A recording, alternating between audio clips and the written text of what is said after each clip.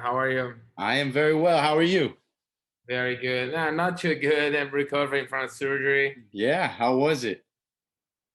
Man, pretty hard, like good thing it's not any like sorry, let me close here. I'm charging my phone. Yeah, Oh, the you're good good. thing it's not a joint, like it's much easier to recovery once I'm clear to, but I have only like 11 days. It was kind of, I had to open my ab, like lower ab, Mm-hmm. a gash that big, Oof, oof. and my adductor as well. This problem, it called a sport hernia. Mm-hmm. Oh yeah. Yeah, it's Those are kind of, brutal. yeah, it is. It's a brutal on the body, but I'll be 100%. Okay, good. Are you feeling okay though? All things considered? Yeah, all thing, everything good. I think the worst passed already. Like Mm-hmm. the first 3 days, 4 days was like terrible. Oh, But now I'm moving around, and I drove today a little bit. I went good, out a little, so it's good, getting. good. Awesome, awesome. And you're in Brazil right now, right? Yeah, I'm in Rio right now. Oh, okay, right on. How long are you gonna stay in Brazil? Yeah, man, I'm gonna stay here. Like, I rent this place here for until May 4th. So yeah, May. Okay, cool, cool. And you haven't been doing any rolling in a while, huh? No hitting the pads or anything like that. Nothing, man. Pretty much since the fight, I had a couple sessions, but like I was trying to get the right diagnosis for my case. Mm-hmm. What was going on with me, but like nobody couldn't figure it out. Yeah. So I had to fly to Brazil to to really do a different type of MRI. It's a type of MRI with movement. Oh. So I couldn't find anybody that does this type of exam in United States. Hmm. So and then I found these people here. They did it, and then they found the problem. So I came here pretty much to get ready for my fight in May 15. But like I found that problem, and I had to go under the knife. Oh, yeah. Well, I'm sorry. I'm glad you guys spotted it though. I'm glad you actually got some clarity, some understanding what's happening and on the way to recovery. So that's good. I know because there's a lot of people that want to see you fight again. So I know we're all excited about what's next. I know there's been rumblings about you and maybe Gagey. I know there's always the Islam fight. What at this point are you even thinking about that, or is there a name out there that intrigues you the most at this time? Yeah, I think the division is, it's been crazy in a while, but like now it cleared out a little bit. Khabib officially retired, and now Oliveira and Chandler going for the belt. So now things are taking place.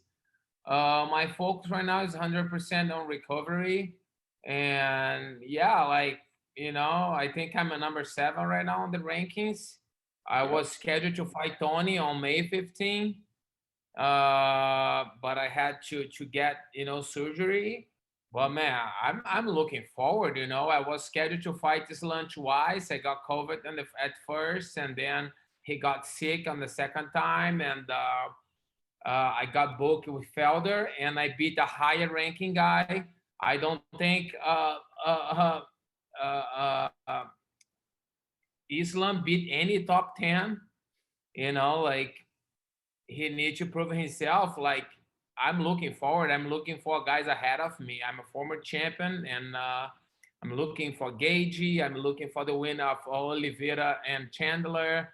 I'm looking for guys ahead of me. Right on, right on. Speaking of that matchup right there with Oliveira and Chandler, who do you think takes the belt next, and how do you see that matchup playing out? Yeah, it's kind of hard to say because both guys are very confident. Both guys are on their moment, like, and yeah, I would say like I want to see that fight. And Oliveira, he's been on fire. He beat Tony, and he's been very, like I believe fighters is about the moment, that they're living the momentum. and he's in a good momentum right now. Uh, and Chandler's as well, and he's he make his debut in UFC. He knocked out the number 6 on the ranking, and he's on fire as well. So it's kind of hard to say something, like can't wait to watch that fight, and it'll be interesting. Yeah, absolutely. And there's obviously the smoke is starting to settle here at 155, like you talked about. Things are starting to happen. Fights are getting booked. What made you decide, 155s where you want to continue your career and make a run for the title as opposed to 170? Yeah, like when I move up and I had a pretty successful run for the title. I don't think many people believe on me when I move up. RDA is too small for that division. I beat top contenders. I beat Safedin. I beat the tall guy, Magny. And I beat the former champion, Robbie Lawler. I had to, I built my way up. And I fought for the title.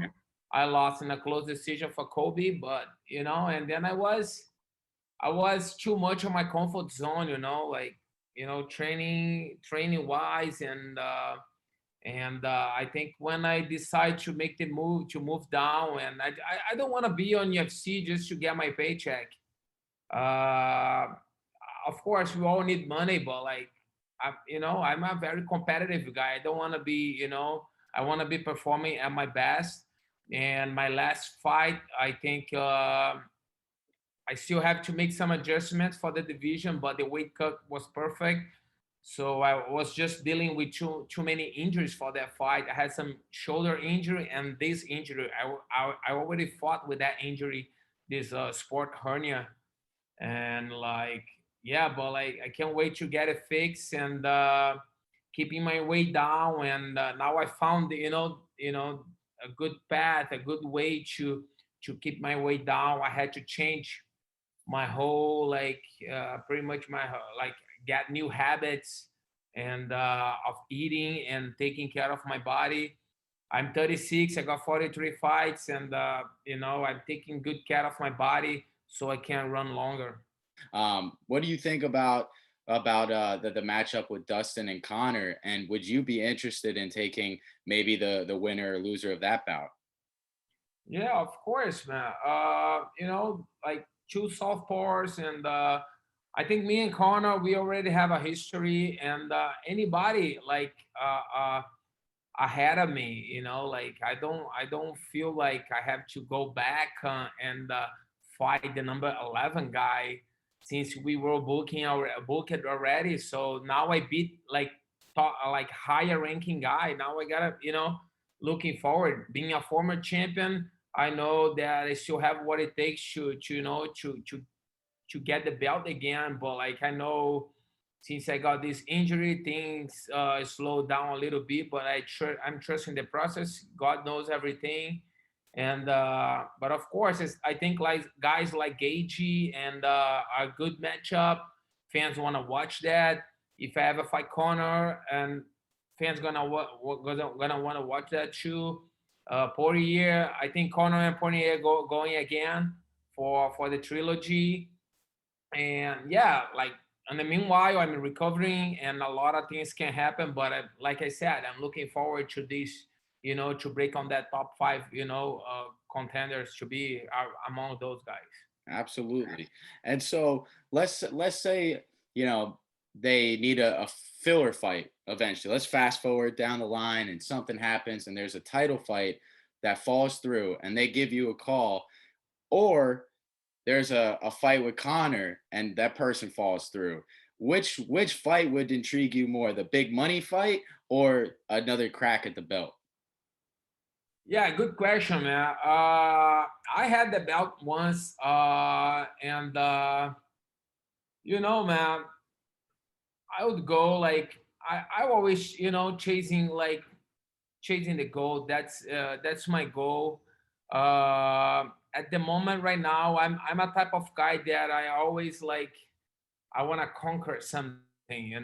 Like fighting Conor will be good for my, for my legacy. Conor is a big name. He's a guy that changed the sport. He's a big name. Everybody want to fight him. The big money fight. We all need money, you know. But I think like no money can buy, you know, the title. You know, I have the belt at home, and I would love to recover the belt. And I think once I have the belt, I pretty much have like the right to call my shots, right? And then I can get later on the fight with him. Sure. I think that would be the, you know, that would be the way. But if I have to choose between the big money fight and the title fight, I would go for the title fight. Okay, good deal. Because you know, there's a obviously we all thought Dustin might get the next crack at the belt, but it looks like he was more interested in the money fight, and so that seems to be what's on the agenda for him this summer. But you know, it's an exciting time there in lightweight. Everybody's really good in the top five, in the top 10. You know, all these guys can be contenders. So I know Dustin, you know, him and Connor running it back is going to be a big one. Who do you think is going to win that fight if you were a betting man? Oh man, I think like Conor crack Dustin on the last one, but Dustin looked pretty good, and I don't think Conor expect for him to mix up the takedowns so early on the fights, and that mess his strategy a little bit. Conor is a great striker, and but I don't think he got the capability, the, you know, the ability to make adjustments when the fight doesn't go his way. You know, he's a great fighter when things going his way, and he always capitalize on that. But like when things doesn't happen his way, and he have a hard time to make adjustments. Yeah, But yeah. I think I would put my, if I had to bet, I would put my you know, my money on Dustin again. Okay, okay, yeah. So, in a matchup between, because like you said, you and Connor have history. You and Makhachev have history at this point. Sorry. So no, you're fine. So you know, if the fight did come together with Connor in the future, what problems do you think you present uniquely that he won't be able to handle, or maybe that he hasn't seen before? Oh man, I think first of all, my cardio, my stamina at 55 is way better than 170 because I have to work harder, and you know, like it's 5 rounds, I go stronger, and even I have so many years fighting, I still got a pretty good chin, and I don't, you know, I don't get hit much on my fights, and you know, like if I push my pace and use my kicks and mix up my takedowns, I think that can Conor can struggle with that a lot. Once Yeah. you know, like Poirier, he doesn't have a great takedowns, and he, you know, that clinch game and knees and elbows. I do that game pretty well, and I think if I close the distance and start mixing up with my kicks and just like, you know, do my game, you know, do bring up my A game, I think that could it's a very, I think it's a very bad matchup for Conor. I'll tell you, when you and Connor were gonna fight, I remember feeling worried for Connor. I was like, I don't know. Like, I know he's doing really well, but I just remember your style back then, and like you said, how you mix things up. And you know, I knew even back then, I was like, this is not the best matchup for Connor. So I think you against Connor, obviously fireworks is gonna be a good fight to watch. I hope it does come to fruition because I really think you bring a very unique style that, like you said, he definitely struggles with that, with the high volume mixing and mashing, and what you did to Robbie Lawler's legs. You know, that's that was impressive. So I'm sure he'd have to do a lot of studying before facing that.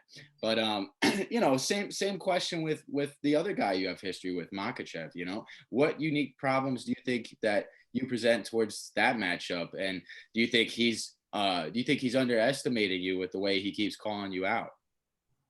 Yeah, like of course, people. Same thing. If I call Khabib out right now and he's not gonna fight with me, but like what I'm gonna say that he's running for me. No, he's retired. He's not gonna, he's on the top of, he did good. He's retired, undefeated, and as a champion. So just because I'm not fighting him, like doesn't mean like I'm running for him. I fought all the killers in UFC. So I'm not gonna run from Makhachev. He's a tough guy, but like I fought way tougher, guys than him. And but like I said, I'm looking forward, like he's looking forward to guys ahead of him in the rankings. I'm looking as well, Yeah. but man, for me, Makachev, like I know my stand-up game is better than his.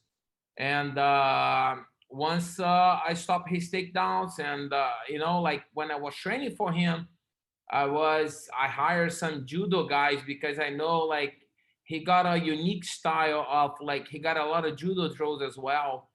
And then I hired some guys from the Brazilian Olympic team that were helping me here in Rio. Great judo guys, and it was very very good camping because like I got to learn like how judo guys move, and Hmm. that was very good for me. And I trained with this guy for like 2 months. That's why when they change opponents like 5 days before the fight, I struggle a little bit because I was during 2 months training with defending takedowns and training with the southpaws, and 5 days before the 4 days before the fight, and they come up with good striker, orthodox Paul Felder. So it was kind of hard for me to make that adjustment on fight week during the weight cut. Well, props to you for taking the fight and making it happen. I know, like you said, that's no easy task, and definitely a heck of a curveball. So you've handled it very well. What do you think about Tony versus Darnush? How do you think that matchup plays out? Yeah, man. Beneil is a good friend of mine. We train together all the time. Hey, man, the guy, he's if when it comes to hard work, nobody work harder than that guy. He's motivator, and man, I think he's gonna be Tony. I Yeah. believe he's gonna be another piece on that.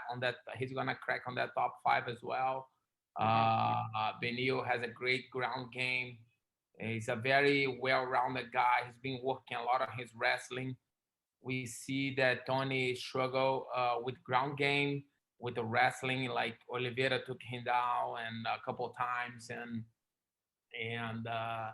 yeah, I think Beneil gonna bring some difficulties to Tony. Tony's is a tough guy, but yeah, he's been taking a lot of punishment on his last couple fights, and yeah, I think it's catching up to him right now. Think Stipe is going to be able to defend his belt against Francis, or do you have Francis in that matchup?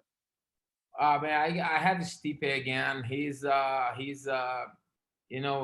more well-rounded fighter, and I think he's gonna do a great strategy again. And I always going for him. He looks like a cool dude, and like hard worker, serve his community, and I like his style, Yeah. and I believe he's gonna win again. Okay, cool, cool. So what I know, you're in Brazil right now. When you come to America, who's some of your favorite guys to train with as far as sparring partners go, or just a guy to push you in the gym?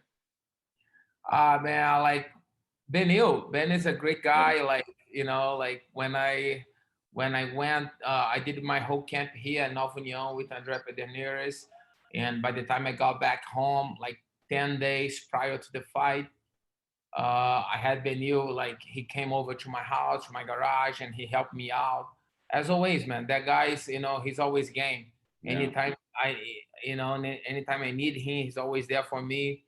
And yeah, like when I'm in California, when it comes to MMA sparring and anything else, yeah, Benil is a guy that always helped me out there. Right on, right on. I mean, he's very well-rounded guy himself, as are you. I would mean, when you guys fight, it seems like you're never really in trouble anywhere, with the feet, with the hands, the clinch, on the ground. So, I know it definitely shows in your style of fighting. who's one of the guys as far as mental aspect goes that keeps you on your P's and Q's, that keeps you sharp, motivated, and contributes a lot to your success? Oh man, I don't have that guy. Oh, I okay. pretty much do everything on my own. Uh, I was like, training, but like not having.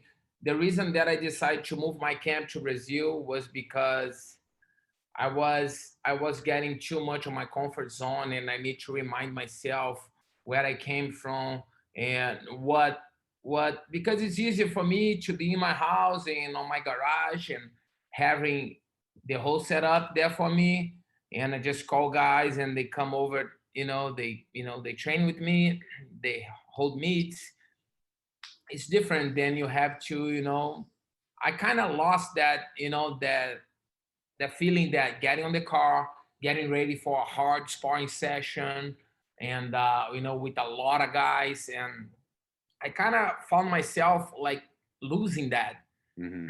And when I decided to move down, I contact Jose Aldo, and he set up everything here for me with André Pederneiras, and I flew to Brazil, and I started the fight camp here, and it was good for me to park my car, and I have to walk to the gym Hmm. on the favela uphill, and and seeing like things that I grew up with, and that make me forgot Hmm. what I came from, Yeah. and get on the gym with was like a basketball like field, full of killers. And on the first day of sparring, Andre Pedernera had like five guys jump in the cage with me, and small gloves, and okay, one guy every round. So that was a good wake up call, and I didn't have that feeling in a long time. Hmm. That's why I decided to come over here, and that there Andre is that guy right now. When it comes to mental, that question that you ask me, he's the guy right now. We always in touch, and he's the guy that helped me a lot with that. Awesome. Do you train a lot with Jose, or are you guys just more of a casual friends on the side of mixed martial arts? Yeah, we kind of know each other for a long time. Back in 2017, he came to California and we got together. We roll a little bit, and since that, I knew him like 4 years ago, but like back in 2017, we trained a little bit, and we always kept in touch through like phone, text and everything. But when I come here and then I contact him, and but when I was here, of course, we got some good sparring together. Jose is a man. He's a great athlete. Like Hmm. he's a champion for a reason. And when it comes to like ground game, wrestling, takedown defense, it's almost impossible to take that guy down, man. Yeah. Flyweight, right? He dropped to 135. Oh yeah, I mean, he's Bantamweight. down at bantamweight, 135. So I mean, but he's faced the who's who of the wrestlers, right? I mean, he's stopped the takedowns from Frankie, Chad, all these He guys, can crack, man. He can crack. He got a heavy hands. Oh, yeah. He's like his knowledge for fighting. It's his fighting skills. His fighting IQ is like unbelievable. Yeah, yeah, absolutely. So I mean, he's you think, I mean, he's got a wide array of options at his weight too. I mean, there's a lot going on at bantamweight. Do you think that Jose is still at that level to go get a belt again? Man, like so what I saw in training, he's there, man. Like it's all about the mental. If his mentality is his head is on point, it's man, because ability, fighting ability and body, like he's healthy. I think he can be a champion again. Like if you look at his records, he hasn't losing for like contenders. He's only losing for champions, and Hmm. like all the contenders that he fought, he beat all of them. You know, Yeah, you're crazy. right. And Especially speaking of, training with him at the gym. He's so like no pressure, just like loose. Then Hmm. you see like the ability, the Hmm. skills. Yeah. Oh man, I wish I could be a fly on the wall in that gym. That would be awesome. I'm down here in North Carolina. I'm near Gym O. I don't know if you're familiar with it, but I do a little bit of grappling. I like grappling a lot because I wrestled in high school. I'm 27 now, but I like to do jujitsu, and I do a little bit of striking for fun. But who's been popping into my gym is Chris Weidman's been coming in. He just moved to North Carolina. And I just saw, I didn't see him, but I saw Anthony Smith was there today. So I have to have shoulder surgery in a week. So I haven't been in the gym in a while. But yeah, man. So if you're ever in North Carolina, come to Of Gym course. O and get a roll on, man. We'd love to have you. Definitely. Can't wait. Can't Eh, wait to roll again. Oh, I bet. I'm there with you because I haven't rolled since probably I rolled one time since Thanksgiving, and it's like the only thing I do for fun is grappling. So it's killing me not being on the mats. So I definitely understand the frustration, what it's like to just have that itch to get back on the mat. But yeah, man, how long do you think until you get back on the mats? I would say like so this coming up Friday will be 2 weeks of surgery. I will start PT with 3 weeks. I believe by May like 18, but by May 15, I will be like start like training again. So Okay. then I'm gonna get myself in a pre-camp. Like I need 4 weeks to get my body ready to go because I'm not gonna start like training right away, Hmm. fighting. Yeah. I gotta do get my body ready first, and then I start training. And then I need like 6, 7 weeks to get ready. I would say May, June. By the end of July, beginning of August, I think I'll be back. Okay. Cool. And Could be sooner, like we never yeah. know. Yeah, I hope it is sooner. The sooner the better. So, Yeah. speaking of all, like going back to, the success that you've had in the UFC, you have been a champion. You made such an impressive run at 170. What keeps you so motivated still and so fueled to go in there and chase more accolades and get gold? What keeps that fire burning? Yeah, man, I got a 3 years old at home, so I gotta work, and but man, I love training, and people ask me, what are you gonna do when you're retired? I don't even know. Hmm. I like I don't even think maybe I should think about it, so I could plan it, but I have a hard time to thinking about it, Yeah. because uh even that I wasn't getting good results at 170 for like, but I lost to top contenders, and this guy they were like, I wasn't getting knocked out and people finishing me. I was losing in close fights and decision, going 5 rounds, going distance. So by the time I start getting knocked out and people finishing me all over, it's time to stop. But like, what keep me motivated? Man, I just love to compete. I love what I do, and I feel like the fire is still like I want to do it. I want to train it. Like I don't feel like for example, like right now it's been 11 days since my surgery, and that I'm getting crazy. I want to do something. I want to train. I want to spar, and yeah, I think that's what keeps me going. Is my body is still like I had so much on me still. Yeah, and it seems like you just still have genuine love for the game. You still enjoy it. So, I mean, Yeah, that's what it's all that's about. man. I never did anything else pretty much my whole life since I was 8. When I'm 36. When I started Brazilian Jiu Jitsu, I was 8, and I never had any other job Hmm. beside, being involved with fighting and training and, Yeah. Do you think that maybe coaching is something that would interest you in the future, or you just not interested in that? it could be, like open a gym. Like I'll be competing. Even when I retired, I'll be competing Brazilian Jiu Jitsu for sure. I'll be training with gi, no gi. I will be like open for like, like grappling matches because, like I'm a type of guy that like to take care of my body, and I like to train. I like to be in shape, and I eat well. I take good care of my body. So Yeah. Yeah, I think maybe coaching, open a place and teach, and we'll see. I like when I start thinking, I have a hard time. Like Yeah, I I don't don't see blame you. myself sitting on the gym teaching yet. Yeah, no, I don't think it's anytime close for you. I think you still got a lot of fighting going on. But I mean, that's the beautiful thing about grappling, right? Is you can age pretty gracefully if you're a grappler and you want to, even if you don't want to fight anymore, you'll always have grappling. You'll always be able to compete in grappling till you're old and gray. So I mean, as long as you're taking care of yourself, eating well. So I mean, that's exciting.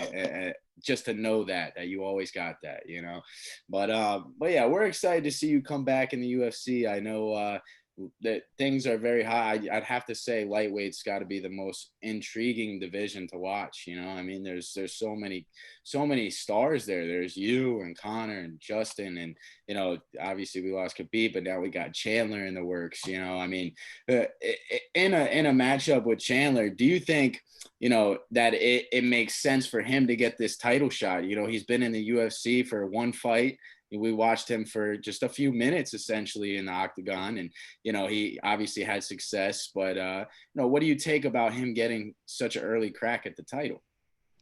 Yeah, I think like maybe I think if Conor has win his last fight, it would be Conor, but it could be like uh, uh, Poirier, but Poirier refused it, right? And they have to find somebody, and he's being, I think was a bit early, but like he looks ready and good for him, and it's good that division gonna move forward, and yeah, I think UFC probably tried different guys and didn't work out, and he was the guy ready to go, and he capitalized on it.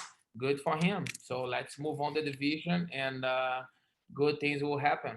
Yeah, absolutely. If you come back and you get another win, do you see yourself getting a title shot, within the next year or so, or how long do you think it would take you to get back to that position? Yeah, this game is a crazy game. Like it's hard to say. Maybe my next fight could be for the title, like you said. If somebody fall through and things like happen, like and I'll be ready. Like I'm ready to take guys ahead of me. I even tweeted out like if Khabib, I'll fight Islam if Khabib comes out from I retirement to fight saw. me if I beat Islam. That's the only reason I would go back Yeah, to fight some guy. Like people like don't understand the meaning. I'm not challenging Khabib. He's retired. I get it.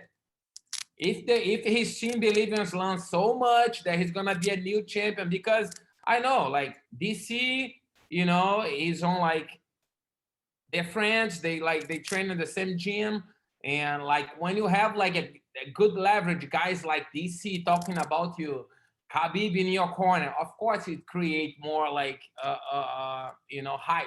yep, But like if his team believe on him so much, okay, like if you fight Islam and you beat Islam, you fight Khabib, I'll fight him. But other than that, I don't see like why yeah, go back. I beat top seven guys. I've been champion on that division, yeah, and he doesn't beat anybody. Like he didn't beat any top 10. He yeah, beat Drew Dober. He's tough guy, but like Beneil Dariush beat Drew Dober. He finished Drew Dober on the second round, and nobody was talking about Beneil. yeah, Nothing. yeah, You yeah. It's know, like true. like why people are talking about Sloan like, oh, he's the next champion. Come on, man. Slow Yeah, down. Beat someone, like if you beat a top five guy and you can't fight a unranked guy and okay, now I'm gonna be a champion next. No, slow down, man. So yeah, I'll fight him only for that with that thing, yeah, yeah. It seems Other like than that, that fight doesn't interest me at all. Like And people can say, "Oh, you're running from Islam." Okay, I fought Robbie Lawler. I fought all these killers, and I'm running from Islam. Okay.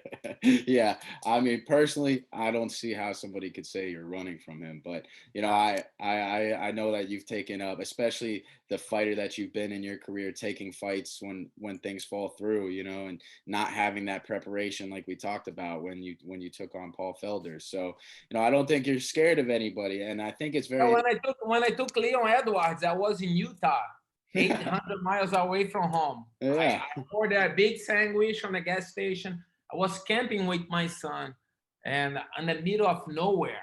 And Oh, when I receive a text from Dana White, oh, "Hey kid, I need a main event for July 20." That was like 4.5 weeks, oh man. and I said, "Okay, boss, I'm driving back home now," and I drove back home 850 miles. Wow. No, Wow. That's to pretty start cool. a fight camp. That's crazy. You guys are out in Utah. That's one place that I've always wanted to go see. I bet that was It's beautiful. amazing. It's amazing. Yeah, Yeah, it's summertime and mm, it's so nice. that's awesome. But yeah, I mean, you've never been one to shy away from a matchup. So I mean, I know at the same time, Islam's been talking only about you. It seems like you're the only guy he wants to fight. You know, he's been. I know Javier Mendez said after he beat Drew Dober, he thought, you know, get another crack at you, and that would be his coming out party. So I think that for whatever reason, he's really got his eyes on you. But maybe, you know, maybe if, like you said, they feel as confident as they talk about him, maybe they'll offer Yeah. you the Khabib, you Okay, if know, you beat Islam, you fight Khabib. Okay, deal. And if Khabib says that, okay, if you beat Islam, I come because I heard Khabib put like 30 grand. Chael Sonnen said when I was about to fight Cowboy on a grappling match. oh In wow, December, Khabib offered to go himself to the show to coach Islam, and he put 30 grand so they could take Cowboy out and put Islam with me. really? That's what I heard, and I didn't know that. I heard Chael Sonnen say that, and so That's they funny. really like have their eyes on me. But Yeah. he had a chance to fight Tony now because I got surgery. He had a chance to fight Tony. I'm sure they offered him that fight. He didn't want to fight Tony. I Mm. think because of religious reasons, because he's on Ramadan or maybe I don't know. Oh, And okay. but I believe like you know, and then Beneil took the fight. But I believe they offered him that fight. So if he didn't took, that's his problem. Now I'm moving forward to. Yeah, yeah. Well, good for you. I think you definitely deserve somebody matched ahead of you. I know with Islam and his camp, they'll probably keep trying to poke at you, keep tweeting at you, and whatever else they want to do to get your attention. But you know, you're still recovering from your thing. As far as the timetable goes to for a fight to happen, when would be an ideal month for you to come back into the UFC? I would say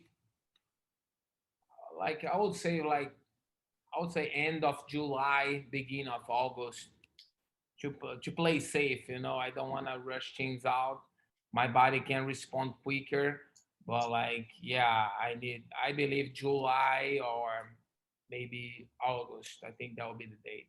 Okay, cool, cool.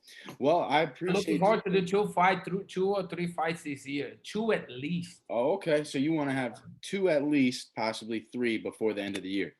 Yeah, Okay. maybe July, August, September, October, November, or December. Yeah, another one by the end of the year.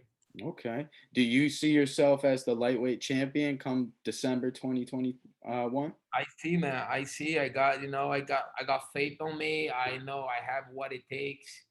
I know I got the skills. I know I got the mindset, and I see myself as a champion. And that's why I'm still competing. By the moment that I don't believe on it, I'm gonna hang my gloves. Yeah, I love it. I love it. Well, I won't keep you too much longer. Thank you for joining me today, RDA. My name's Breeze, and this was the MMA Breeze show. So hopefully we could do it again sometime. And like I said, if you're ever in North Carolina, you have my number. Shoot me a text, and I promise we'll give you some good rolls out here in Gastonia near Charlotte, North Carolina. Definitely. Thank you. Thank you for Awesome. having me. Hey, my pleasure. Thanks for joining. Hopefully we'll do it again soon. Take care, brother. You